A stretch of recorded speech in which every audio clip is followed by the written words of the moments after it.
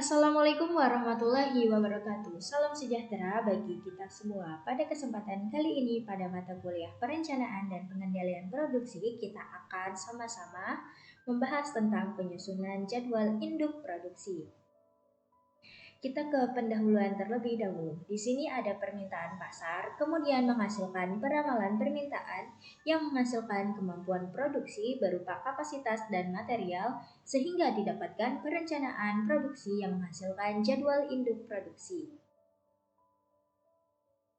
Dalam strategi produksi terdapat dua strategi, yaitu yang pertama ada strategi murni, yaitu mengubah tingkat persediaan, kemudian mengubah jumlah tenaga kerja, kemudian subkontrak, dan mempengaruhi permintaan. Selanjutnya ada strategi campuran, dilakukan dengan mengkombinasi dua atau lebih dari strategi murni di atas.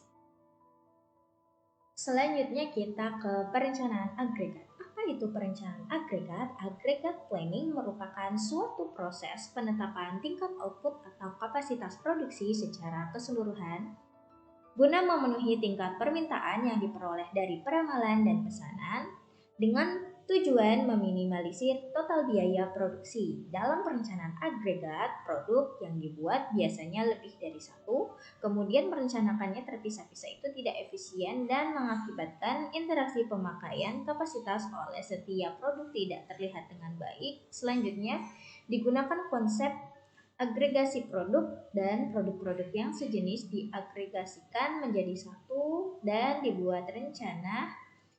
Inilah yang disebut dengan perencanaan produksi agregat. Dengan konsep agregasi, produk dapat dinyatakan dengan hierarki produk.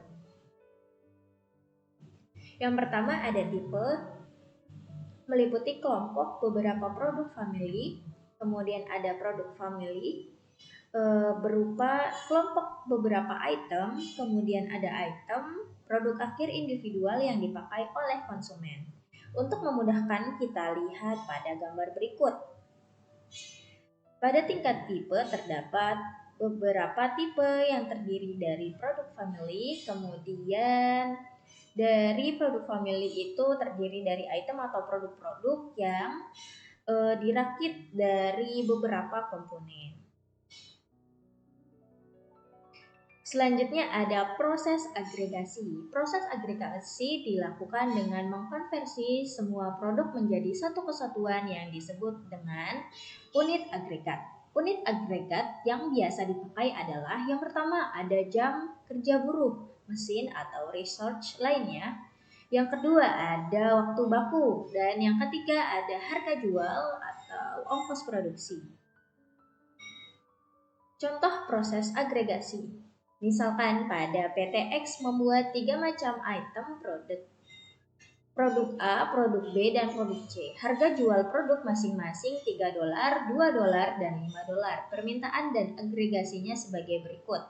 Pada soal kita ketahui ada harga jual produk masing-masing. Kemudian di soal juga terdapat periode produk. Ada periode 1, 2, dan 3, dan 4.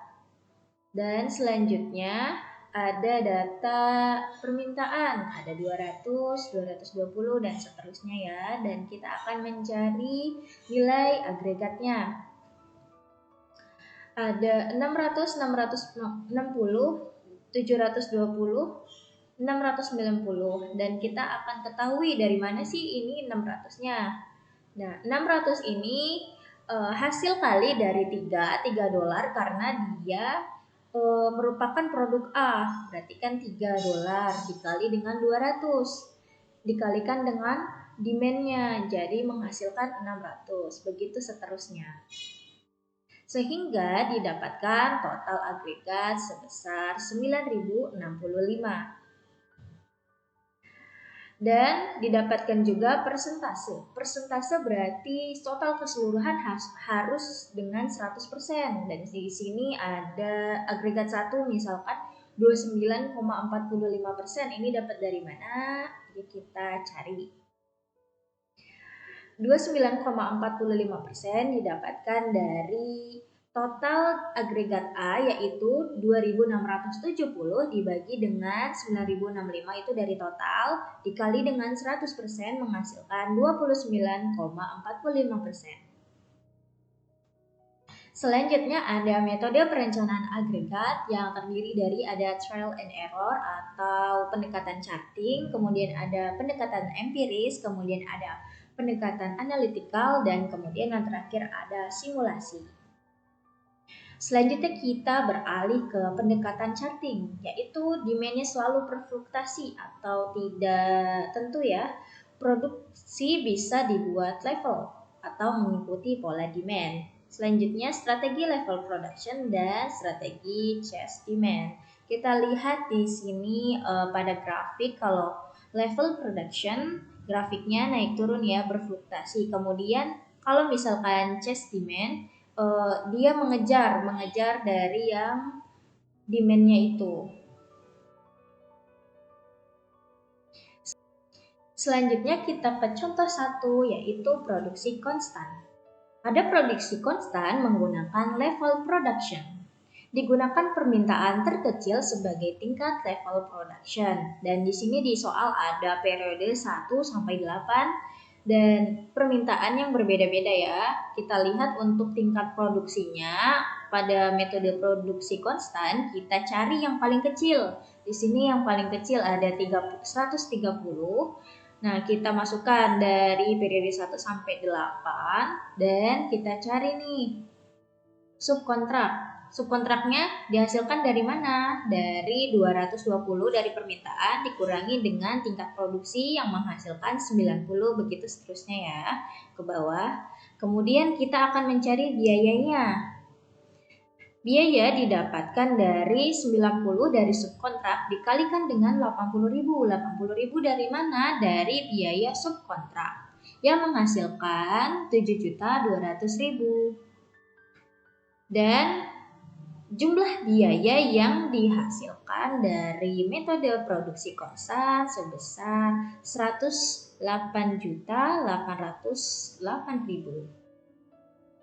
Untuk contoh 2 kita menggunakan metode chase demand. Dengan ketentuan setiap kenaikan permintaan diikuti dengan penambahan tenaga kerja. Jika permintaan naik maka akan ditambah tenaga kerjanya, dan jika permintaan turun maka akan dikurangi tenaga kerjanya. Dan kita akan menentukan biaya penurunannya itu sebesar 150.000 dan biaya peningkatannya itu 100.000. Selanjutnya pada soal seperti sebelumnya ada 1 sampai 8 periode. Kemudian pada demand produksinya sama seperti soal sebelumnya, dan pada periode pertama ada demand-nya itu 220 dan kita jadikan base point. Kenapa? Karena untuk mencari deviasi pada periode pertama itu diperlukan demand sebelumnya, karena pada periode pertama berarti tidak ada ya, berarti kita nolkan. Dan selanjutnya kita untuk mencari deviasi pada periode kedua yaitu dengan cara dari 220 pada periode pertama dikurangi dengan periode kedua 170 sehingga menghasilkan 50. Begitu seterusnya. Dan untuk mencari biaya penurunan produksi didapatkan dari deviasi atau 50 dikali 150. 150 dari mana? Karena dia turun, permintaannya menurun, jadi dia masukkan 150.000 sehingga menghasilkan 7.500.000. Selanjutnya untuk kita menghitung yang peningkatannya nih. Ada 230. 230 kenapa kita masukkan 230? Karena ini kan minus. Kalau misalkan dia minus maka hasilnya juga minus kalau dikaliin. Agar hasilnya tidak minus maka si deviasinya itu kita positifkan sehingga menghasilkan 230 dikali 100.000. 100.000 dari mana? Dari peningkatan. Menghasilkan 23 juta. Sehingga biaya total sebesar 148 juta. Selanjutnya pada contoh 3 kita menggunakan metode mix strategi. Produksi dibuat konstan pada rata-rata permintaan. Yang pertama, kelebihan menjadi inventory dan kekurangan dipenuhi dengan subkontrak dan kita tentukan biayanya adalah 50.000.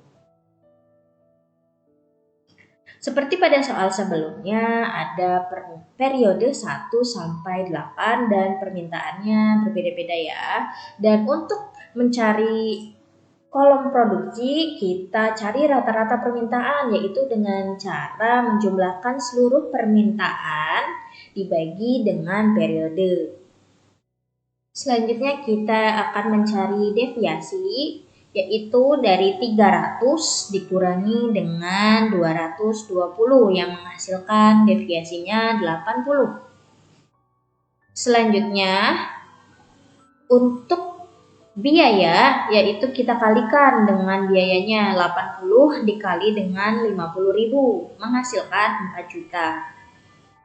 Selanjutnya untuk mencari persediaan, yaitu dari 80 ditambah dengan 130 yaitu standar deviasinya menghasilkan 210. Dan pada periode pertama tadi 80 saja karena dia yang pertama ya, tidak ada pengurangan atau penambahan dari sebelumnya. Selanjutnya untuk kita menghitung subkontrak didapatkan dari 300. Kenapa 300? Kita positifkan ya kan. Kemudian dikurangi dengan 110. 110 dari mana? Dari persediaan sebelumnya menghasilkan 190. Sehingga didapatkan biaya total sebesar Rp69.600.000. Pembandingan rencana. Sebagaimana kita ketahui, banyak faktor lain yang dapat dimasukkan dengan mudah ke dalam metode-metode ini. Kemudian kelemahannya, hasil yang diperoleh bergantung pada setiap kali percobaan yang dilakukan sehingga optimalitas belum tentu tercapai. Penggunaan spreadsheet memudahkan perhitungan. Rencana-rencana yang dibuat dibandingkan dan dicari biaya yang memberikan biaya termurah. Kalau kita flashback ke perhitungan 3 contoh sebelumnya, biaya yang termurah adalah kita flashback dulu ya. Mix marketing 69.600.000, chase demand 148 juta, dan produksi konstan ada 108.880.000, maka yang terkecil ada ini. Mix strategi dengan biaya total 69.600.000. Baik, sekian dari saya. Terima kasih. Wassalamualaikum warahmatullahi wabarakatuh.